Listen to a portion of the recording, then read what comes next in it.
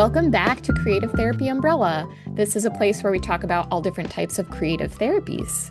My name is Kate Shannon. I'm a licensed creative arts therapist, and I will be your host today, but I have a special guest. Samantha Foote is on the podcast with us today in this interview, and it was so much fun to sit down with her, learn about her expertise. She's so passionate about what she does and has so much good information in this short episode. So, a little bit about Samantha. She is a neurodivergent, board certified music therapist, child behavior strategist, and mother to 3 autistic children. She empowers parents of neurodivergent children to feel confident, supported, and informed as they navigate the unique journey of raising their children. Through compassionate guidance and evidence-based strategies, she aims to foster understanding, celebrate neurodiversity, and help families thrive. She has some really great pointers in this episode, a lot of great information, and I feel like she is just this wealth of knowledge and an amazing resource to connect parents to as a support as well. She's got some amazing, amazing different supports that she does, individual stuff as well as she has a really cool community thing, but she'll talk about that later on in the episode. So buckle up, get a notebook out to dive into this episode, and let's get creative. Welcome to Choose Your Own Adventure, a day in the life of a therapist. You're a therapist heading into the office at 9 a.m. You open the door, fire up your coffee, and are immediately met with your first decision of the day. Option A, you frantically dig for last week's intake form, mentally retrace whether you ever sent that questionnaire, try to push out 10 session reminders, and attempt to reschedule 4 clients using your mind's eye, because let's be honest, that beautiful planner that you bought, still blank. Or option B, you open your laptop, sip your delicious coffee, and see everything lined up like a dream. Intakes, done. Reminders, sent. Notes, teed up. And your crisp, clean calendar, just begging to be gently rescheduled, not wrestled with. If you choose B, you're using simple practice. If you choose A, we love you and you deserve better. Make the switch, your future self will high-five you right after they finish their notes on time. Simple practice, your day simplified. Simple Practice is offering a 7-day free trial, then 70% off for 4 months, plus a free 30 days of AI Note Taker. That's right. If you sign up in the month of July, you'll get a 7-day free trial, then 70% off for 4 months, plus a free 30 days of AI Note Taker. Sign up today at the link in our show notes or head to creativetherapyumbrella.com/simplepractice. Again, you can check this out in our show notes or head to creativetherapyumbrella.com/simplepractice. Okay, Samantha, thanks for being here on the episode and just sharing your time with us and the listeners to dive into this topic. Thanks for being here. Yeah, thanks for having me. Of course, yes. I really thought about when I was thinking about writing these questions, I was like, I'm just so curious about what led you to what you do now. You do so many different things. And so I'd love if you could just tell us and the listeners what led you to become passionate about supporting parents of neurodivergent children. Yeah, so I've been doing music therapy with kids who are neurodivergent for 14 years. Well, longer than that, because your practicum and your internship, but Oh, yes. as a professional, it's been for 14 years. And I just noticed that parents were very lost in how to raise their neurodivergent child. They didn't understand the differences between like neurodivergent and neurotypical, and they were trying to use just the traditional parenting methods and they weren't working, so they were getting frustrated, and their kid was frustrated and they were frustrated, and their kid didn't have a good relationship with them. And so yeah, so that's why I got into it.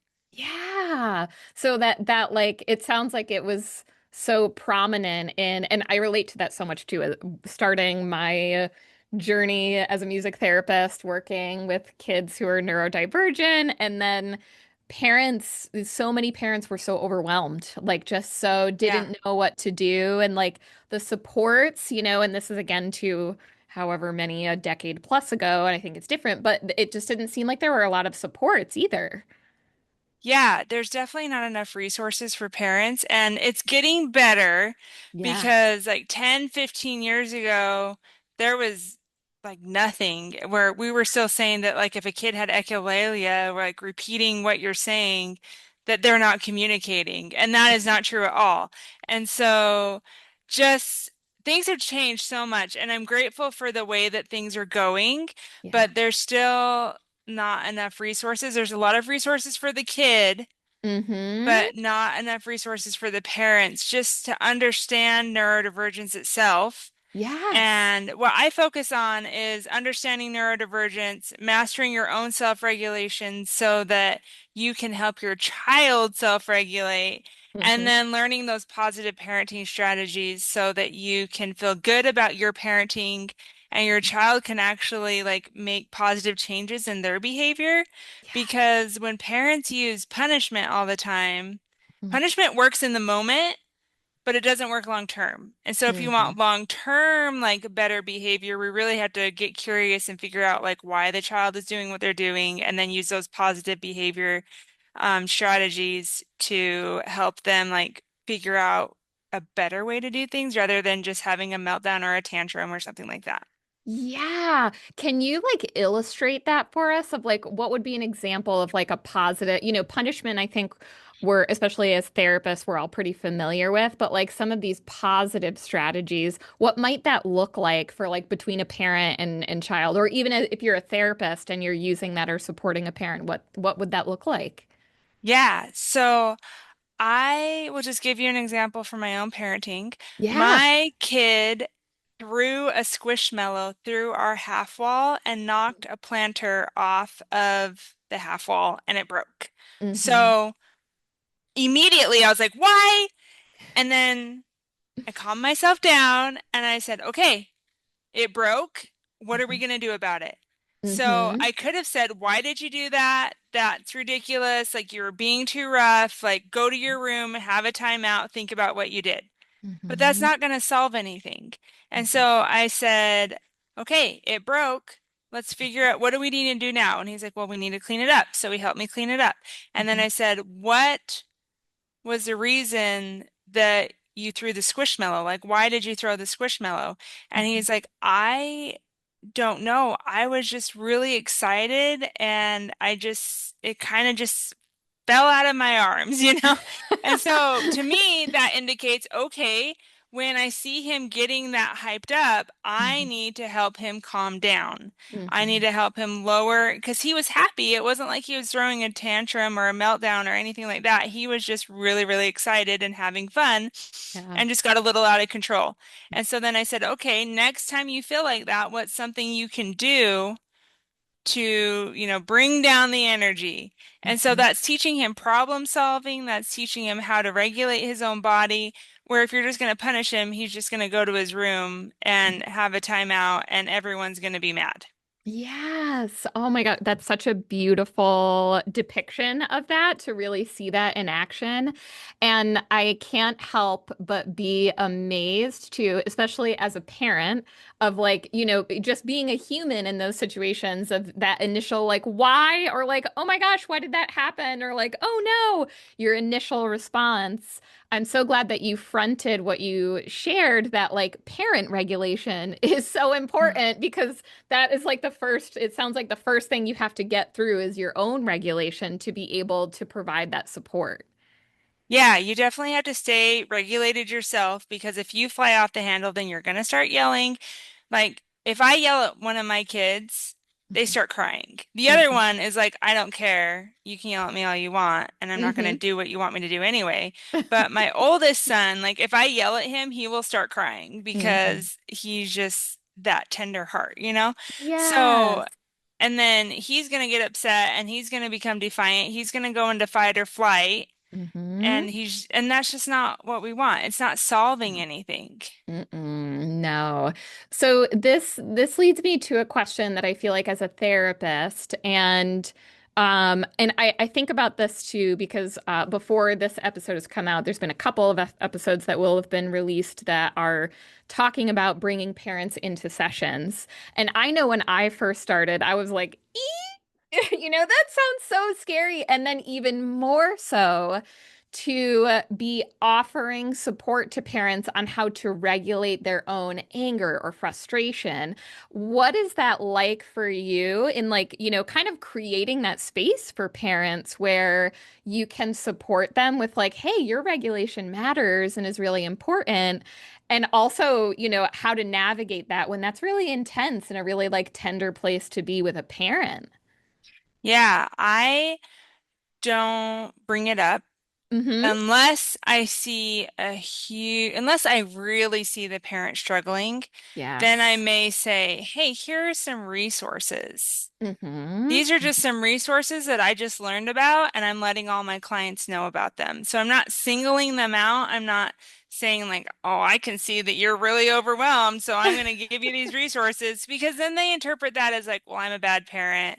I Shame. can't keep my cool. But Mm-hmm. if they ask, I have had some parents say, I don't know what to do with my kid. I don't know how to handle it when they do different things, and I need help.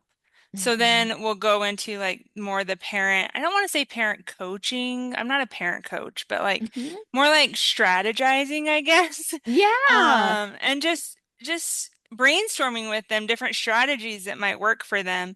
And so like one family, I was doing music therapy with their son, and he was having a really hard time just in life. And they said, "Can we just have a session where we just talk to you and get some ideas of how we can help him at home?"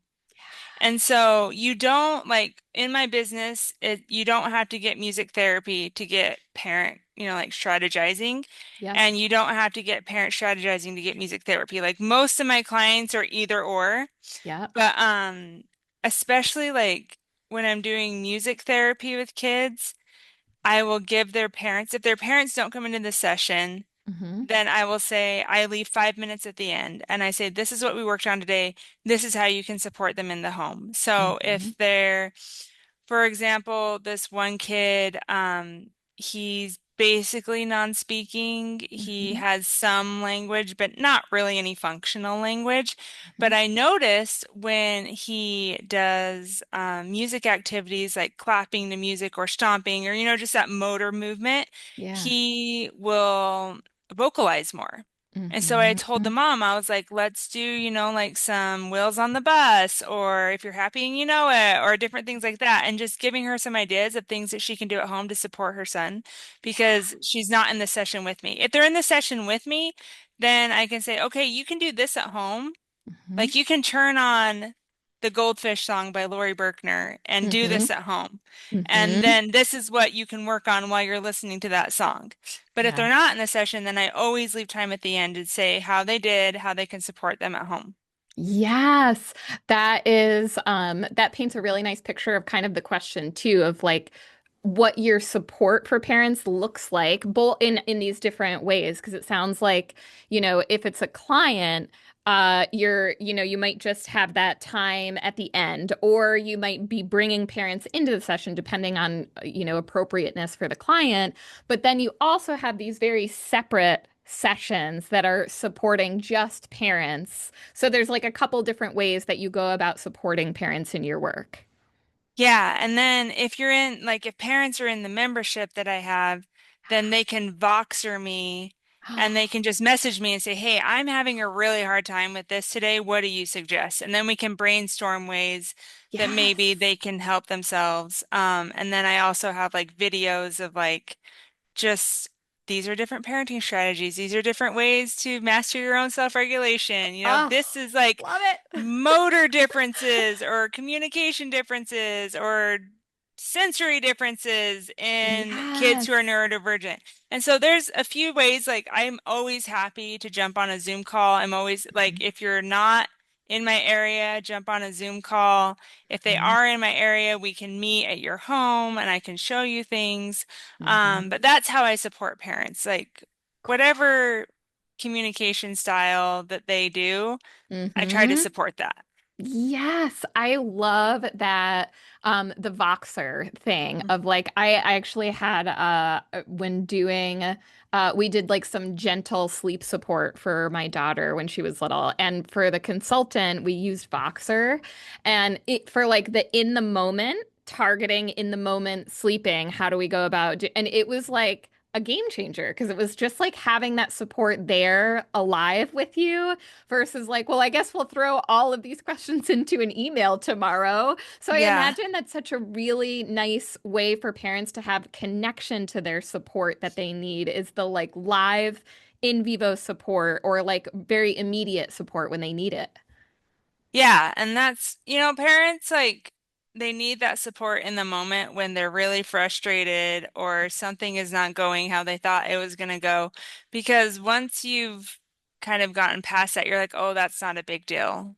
Hmm. It wasn't that big of a deal. Like, it's fine. I don't need to talk to anyone about it. But if you're in the moment, then you can get those strategies to use in the moment. Yes. And isn't that so true? The like, um, uh, diminishing or dismissing of like or like oh it won't be that bad next time or well next time it might be a different day or a different mood and then it just gets put off and then we know too I think as therapists that that unfortunately probably reinforces what we don't want to be reinforced. We do want something different to happen. Yeah, yeah, for sure. Always Mm-hmm. trying to make those new neural pathways for what we Yes. want. Exactly. Yeah, every opportunity we can do that is like I use that as an example for apologies, helping like I frame it in helping kids know how to spot a good apology. Because kind of like you said hmm with your parent with doing the parents, like teaching kids like here's how you do a good apology is often like oh well I don't apologize well it's like it's Yeah. taken as like personal but I tell parents I'm like every time you don't apologize well like you don't do this Yeah. acronym and you don't yeah then it's like this huge opportunity to try Yeah. again to build the new neural network. Yeah. Yeah, Yes. for sure. Mm-hmm. Mm-hmm.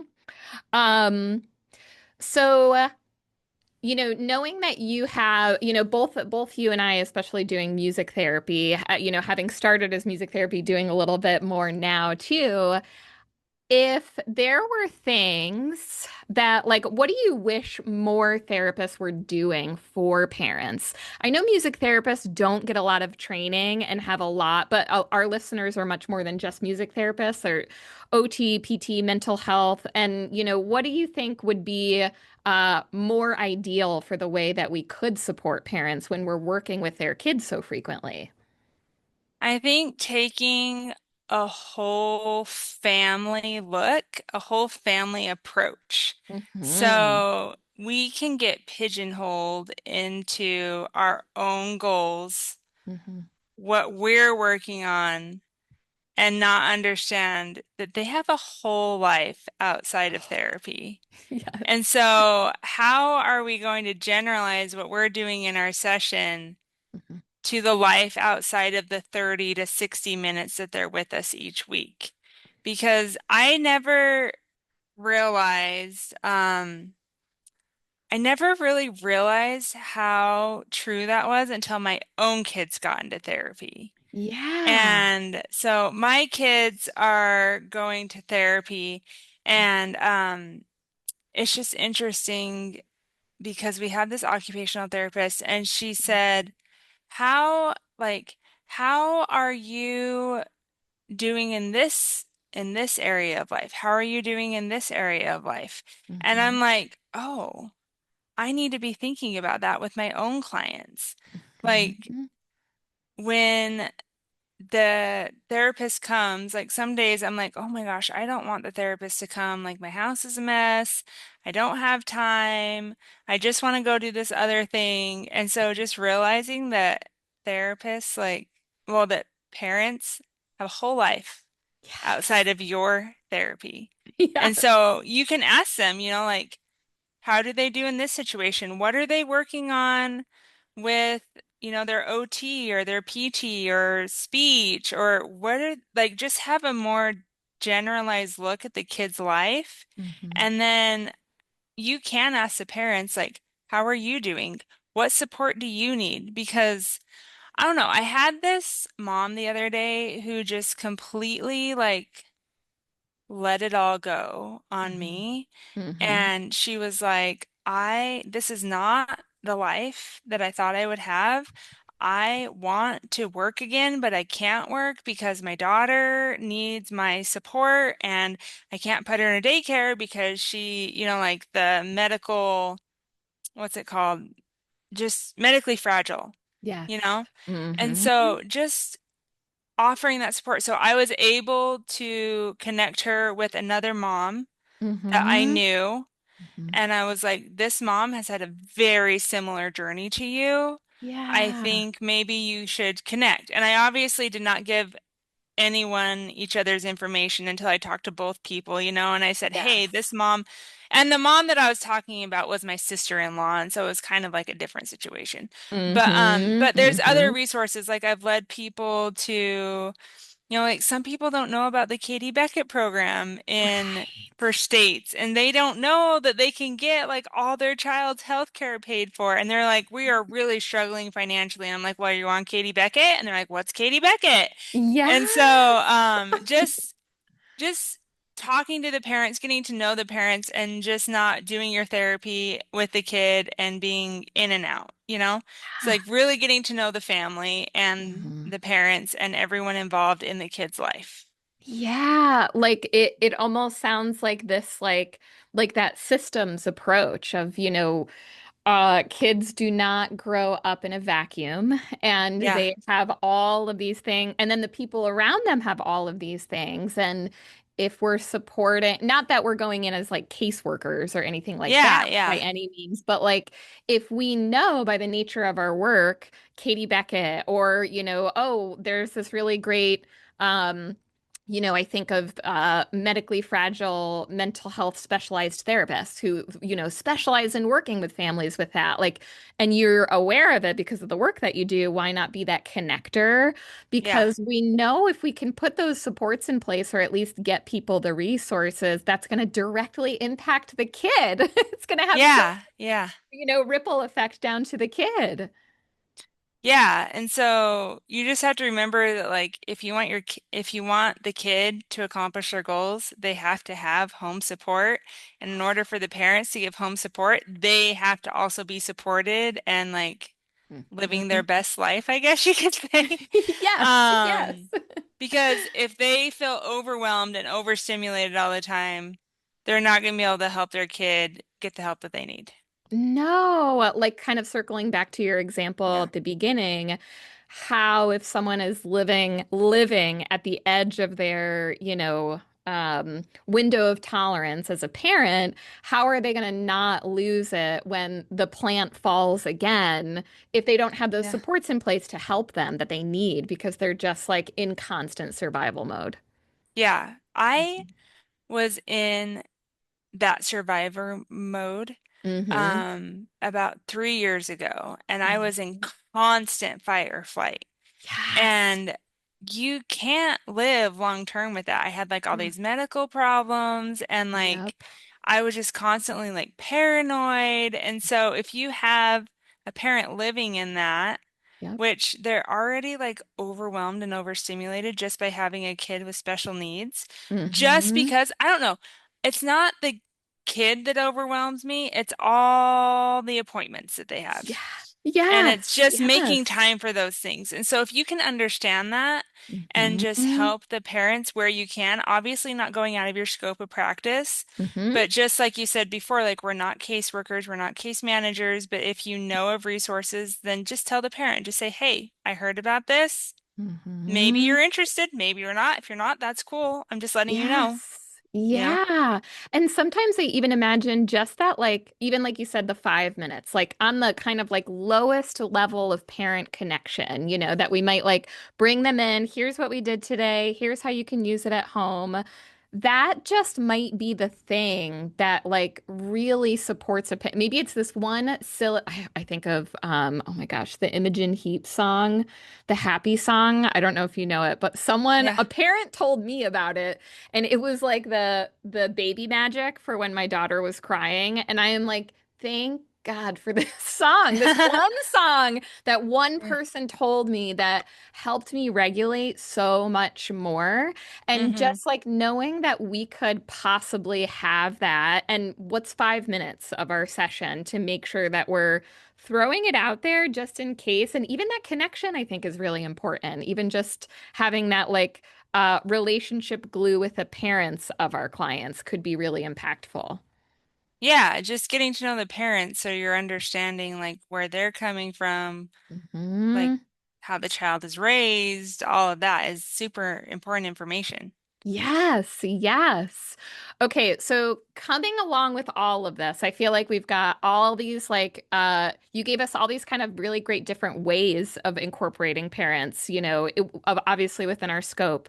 And additionally too, I'm going to make sure to ask you about your membership too of like if people can refer people to you, what that looks like. But before that, I'd love to hear what you have to say about therapists who are hesitant or nervous or have some sort of thing that they're like, I'm not sure if I should or I could. What would you tell them or what would you say to them from your experience about bringing parents in?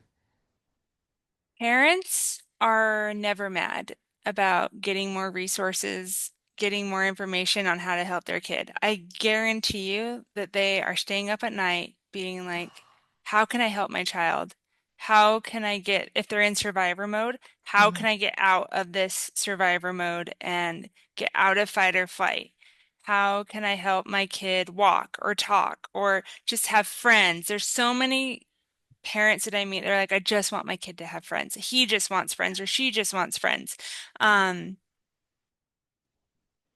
Okay, so we had a little bit of a recording snafu here. So what I did was I had Samantha send me over the last question that I was going to ask her about what she offers, connecting with her, the work that she does. And so what you will hear next is Samantha telling us a little bit about what she does. And then from there, we will wrap up the episode. if parents are maybe struggling with their child's behavior, don't understand their child's behavior, or just want to increase their relationship harmony, they can go to everybrainisdifferent.com. I have a neurodivergent parenting community there. And then they can also sign up for our Parenting Power Hour, where it's a free hour once a month. It's the second Thursday of the month from 12:45 to 1:45 Mountain Time, and they can come and just ask me questions, get support from other parents, or anything that they need. So go to everybrainisdifferent.com to look at that. Okay, everyone, I hope that you enjoyed that episode as much as I did. I absolutely loved talking to Samantha. It's so fun to get interviews again. I have a lineup of some amazing, amazing people to come on the show. And I'm just getting really pumped to sprinkle some interviews into the podcast again. So stick around, stay tuned, and of course, always feel free to reach out if you have any questions or concerns. Definitely go check out Samantha and all the awesome work that she's doing. And of course, be creative.